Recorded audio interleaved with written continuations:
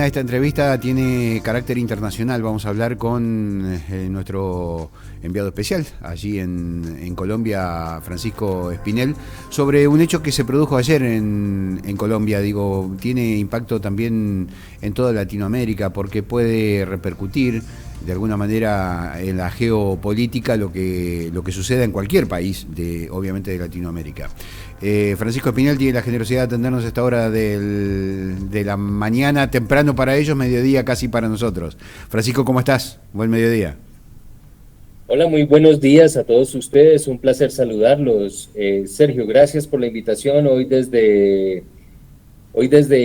Bogotá, precisamente sobre las 9:38 de la mañana. Estamos más o menos con unos 18 grados centígrados de temperatura. Pero bueno, es importante contarles, Sergio, precisamente sobre las marchas que desde la oposición se volvieron a celebrar ayer en principales ciudades de Colombia. Estamos hablando de Bogotá, Bucaramanga, Cali, Medellín, Cúcuta, bueno, en absolutamente todas, convocando a más de 2,5 millones de personas en acumulado.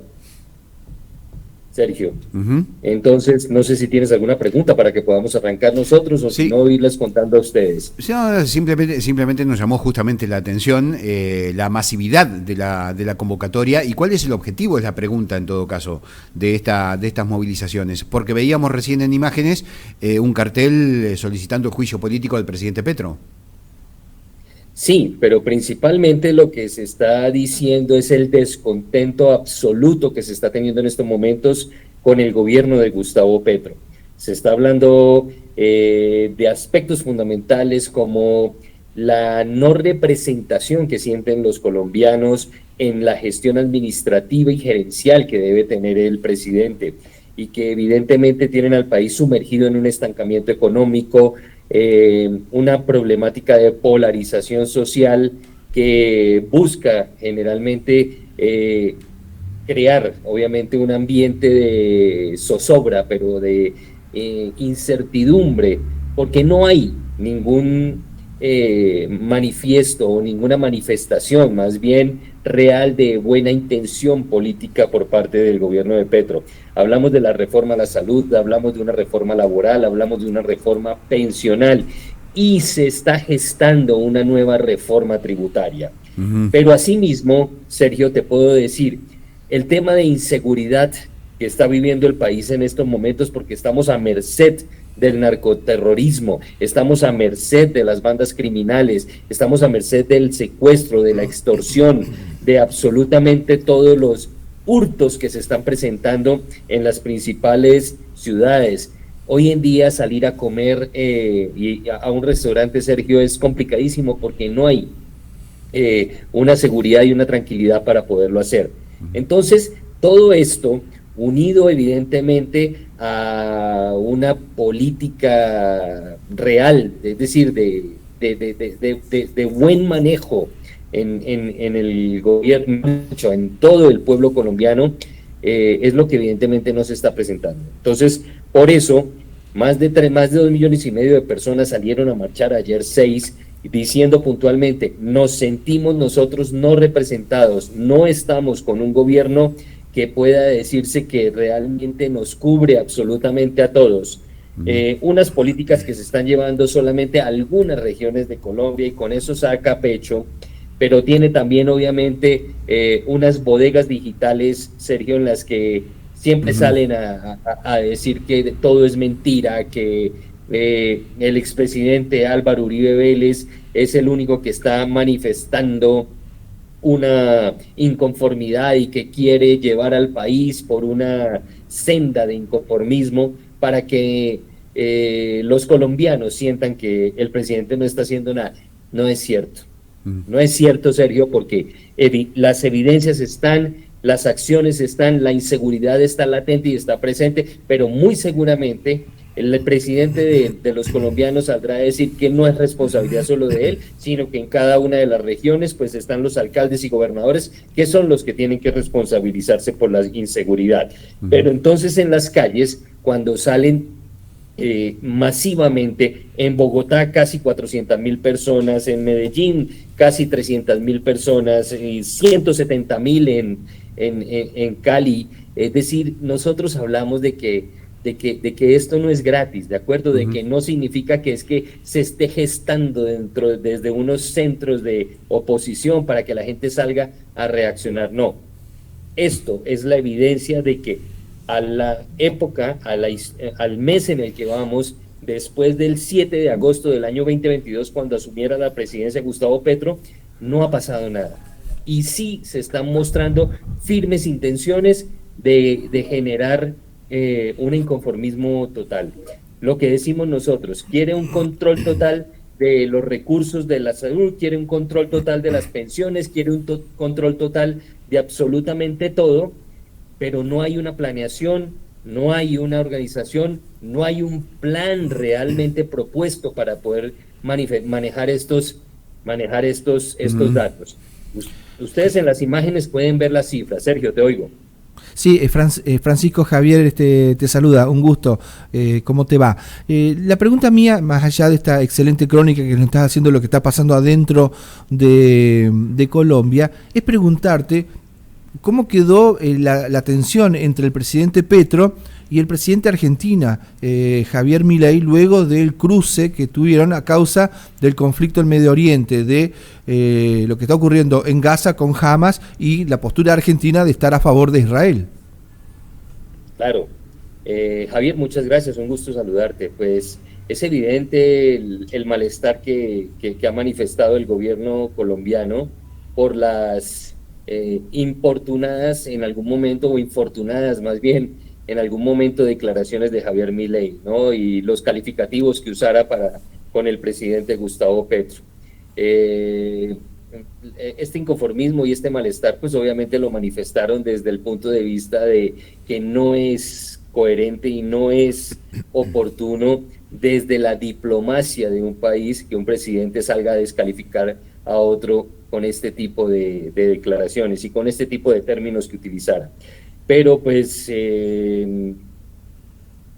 como dicen, no, ni yo estoy para contarlo, ni ustedes para saberlo, pero realmente nosotros sabemos, el presidente que tenemos, nosotros sabemos el pasado que no se puede esconder. Claro. Él está a favor de, por lo menos lo que dijo periodísticamente, y fue lo que tomó el guante Milei, de que estaba supuestamente, por eso te confirmo, quiero que me lo confirme, Petro estaba a favor de la intervención de Hamas, con lo que había pasado en Israel, medio a favor de los secuestros y de la matanza de judíos. Evidentemente, Javier, es un caballito de batalla que asumiera el presidente Gustavo Petro, pues, así como lo asumieron todos los presidentes comunistas socialistas que hay en Latinoamérica y que evidentemente decían que siempre el oprimido iba a ser el pueblo palestino y Hamas, y que la Franja de Gaza solamente iba a tener una intervención militar y de intereses muy seguros de Occidente, que obviamente están gestados por Estados Unidos. Esta es la posición que tienen los presidentes socialistas para decir que Israel lo que comete obviamente es una barbarie ante el pueblo palestino, ¿de acuerdo? Sí. Pero nosotros sabemos que las cosas son como son. Sí, es contradictorio. Terrorista, sí. Señor. Es contradictorio el concepto teniendo en cuenta que fue Hamas quien inició el conflicto bélico en Medio Oriente últimamente, digamos. Es decir, la posición es prácticamente insostenible. Así es, Sergio, y nosotros sabemos obviamente las acciones terroristas que tiene Hamas en sus diferentes incursiones, pero al volcar la atención de los organismos no gubernamentales y de los diferentes países que concuerdan con el accionar y critican sobre todo el accionar militar de Israel, pues obviamente después de haber sido un ataque terrorista y unos ataques terroristas los que ha cometido Hamas, entonces quieren volverlo mártir, ¿de acuerdo? Y quieren volverlo un pueblo que es la víctima en estos momentos de toda la barbarie israelí, como la han querido acusar personalidades. Hablando de victimización y llevándolo a este punto, o llevando a este punto el origen de la charla y de la entrevista, ¿Crees, Francisco, que Gustavo Petro utiliza la victimización para confrontar con Álvaro Uribe? Digo, que en lugar de situarlo en lugar de opositor, lo sitúa en un lugar de enemigo, organizador, fascineroso de un movimiento para destituirlo. Totalmente, totalmente. Esa forma de querer gobernar, además desde su cuenta de X, donde siempre sale a decir que es por culpa de la oposición, es por culpa del Centro Democrático como partido principal de oposición y Cambio Radical como el otro partido también de oposición, pues que todo obviamente en cabeza de Álvaro Uribe, pues realmente es lo que a él no le ha permitido cumplir con los objetivos, porque no lo dejan gobernar, porque la incidencia y la influencia que tiene Álvaro Uribe en el Congreso de la República, sobre todo en el Senado. Es decir, la Cámara, digamos que funciona de alguna manera para aprobarle sus reformas, pero siempre en el Senado encuentra freno, porque se sabe que se habla de, obviamente, una afectación a los colombianos y una afectación al pueblo de Colombia con estas reformas. Entonces está diciendo no que el Congreso funcione de una manera independiente, sino que hay obviamente una influencia total de Álvaro Uribe Vélez y del Centro Democrático y de Cambio Radical para frenarle sus propuestas de gobierno. Entonces, lo que no hace termina siendo obviamente culpa de los otros porque no lo dejan hacer. Esa es la postura que asume. La victimización para explicar el desatino, el desacierto o los errores.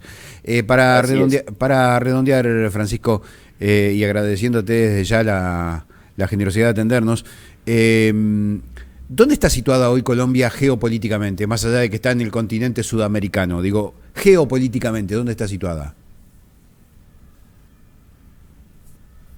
Pues nosotros no sabría responderte correctamente esa pregunta, Sergio, digo desde una posición políticamente correcta, ¿de acuerdo? Sí. Pero sí puedo decirte yo que hemos perdido nosotros mucha presencia internacional, hemos perdido nosotros muchísima posición y sobre todo reconocimiento por las principales potencias, porque teníamos nosotros unos acuerdos y unas negociaciones, y hoy en día hablar de que el presidente Petro cierra toda posibilidad de alianza y de negociación con un país por unas acciones, pues no nos deja a nosotros bien parados, ¿de acuerdo? Sí, claro. Sabemos nosotros que también estamos débilmente parados, y ahorita con las elecciones de Estados Unidos, donde sabemos nosotros cómo van las posiciones de Biden versus Trump, sabemos nosotros que Colombia no va a quedar en una buena postura y mucho menos en una buena relación con el posible candidato. Quiero agradecerte muchísimo la generosidad de habernos atendido, como siempre dispuesto a hablar sin filtros, ¿no?, de lo que sucede en Colombia. Abrazo grande, Francisco. Un abrazo desde Bogotá para todos. Un amigo en Colombia. Francisco Espinel, en diálogo con nosotros, haciendo referencia justamente a estos sucesos que se están dando en Colombia, que a nosotros nos sitúan en un 2001, digamos, ¿no?, donde las oposiciones, en realidad no la oposición, sino un sector de clase media colombiana manifestándose. Porque no podemos hablar de solo la aristocracia colombiana cuando tenés 300.000 en Bogotá, 250.000 en Medellín, 150.000 en Cali manifestándose en la calle. Eso ya no es aristocracia, eso ya es la sociedad en un conjunto, ¿no? Oponiéndose a un presidente que tiene algunas características muy particulares, más allá de la situación ideológica, ¿no?, el comportamiento, ¿no?, la falta de diálogo. En algún punto también hay coincidencias con lo que sucede en Argentina con Javier Milei, ¿no?, porque los extremos todos son malos. Sí. La extrema izquierda es mala, la extrema derecha es mala. Bueno, ahí está, Francisco Espinel desde Colombia.